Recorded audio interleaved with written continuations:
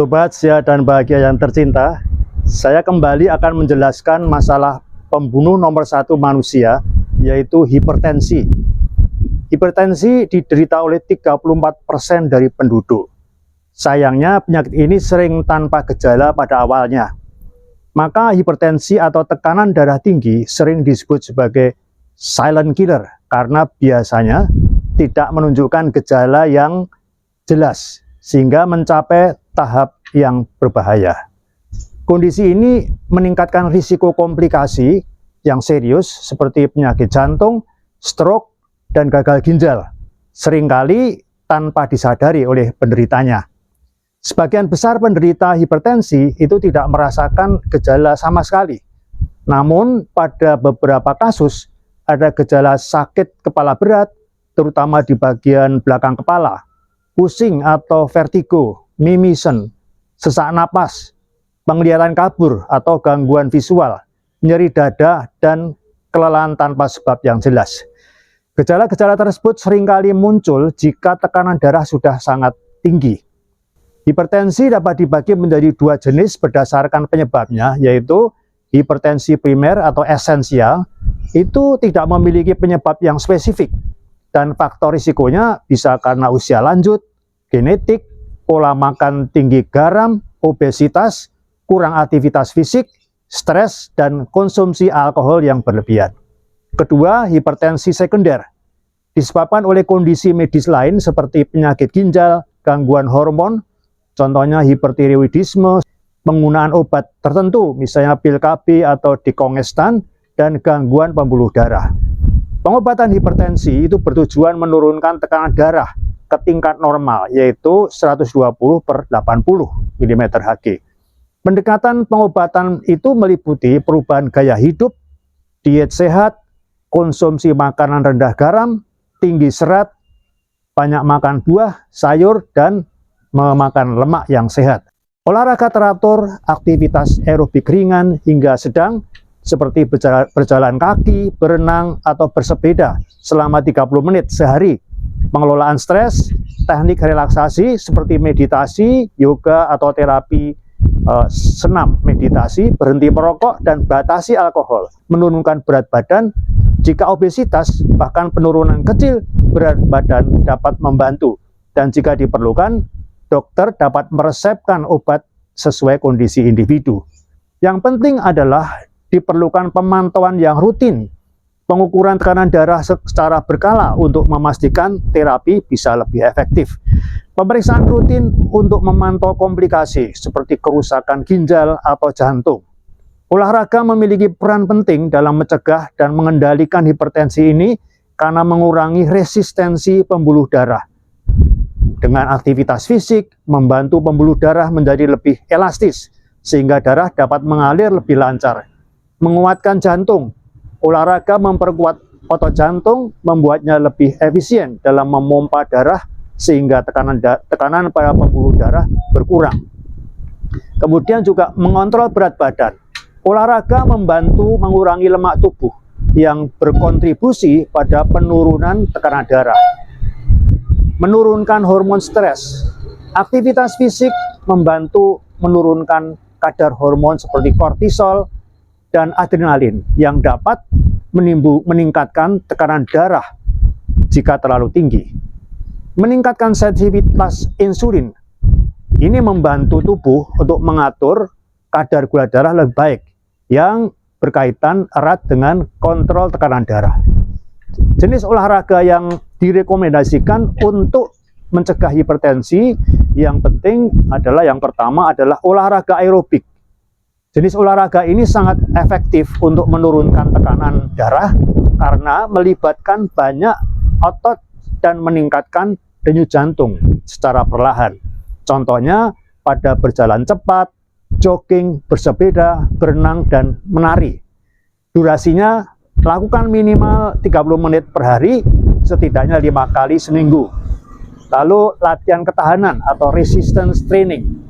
Ini akan membangun kekuatan otot, membantu mengontrol tekanan darah dengan mendukung metabolisme tubuh secara keseluruhan. Contohnya dengan angkat beban yang ringan dan push up misalnya 2 atau 3 kali per minggu dengan beban yang sesuai dengan kemampuan. Jenis yang lain adalah peregangan dan senam.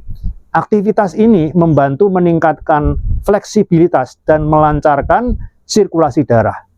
Selain melalui kegiatan jasmani, mengendalikan faktor psikologis sangat penting untuk mencegah hipertensi karena stres dan kondisi emosional yang berlebih itu dapat mempengaruhi sistem saraf dan hormon yang meningkatkan tekanan darah. Menata jiwa adalah langkah penting untuk menjaga kesehatan mental dan fisik, termasuk mencegah hipertensi.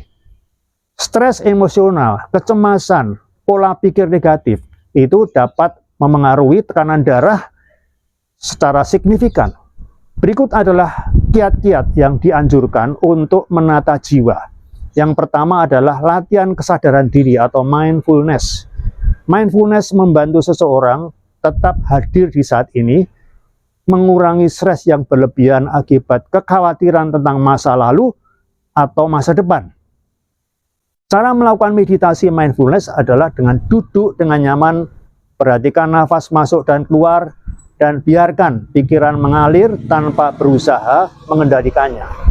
Waktunya mulai dari 5-10 menit sehari, tingkatkan secara bertahap. Saat makan, berjalan, atau bekerja, fokuskan perhatian sepenuhnya pada apa yang dilakukan. Yang kedua adalah latihan pernafasan dalam. Mengapa ini penting? Pernafasan dalam itu menenangkan sistem saraf dan menurunkan kadar kortisol.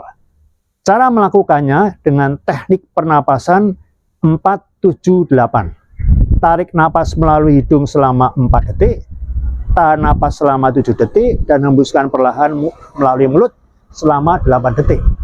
Ulangi 4-6 kali. Yang ketiga dengan meditasi dan relaksasi. Meditasi membantu menenangkan pikiran, mengurangi respon stres tubuh, dan meningkatkan keseimbangan emosional.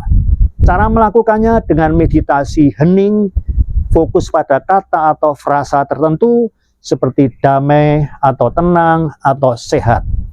Dengan meditasi, misalnya meditasi RCI, Relaxation, Concentration, and Imagination, relaksasikan tubuh dan pikiran. Konsentrasi pada objek tertentu seperti lilin atau mantra atau titik pada tubuh. Gunakan imajinasi untuk membayangkan tempat yang menenangkan.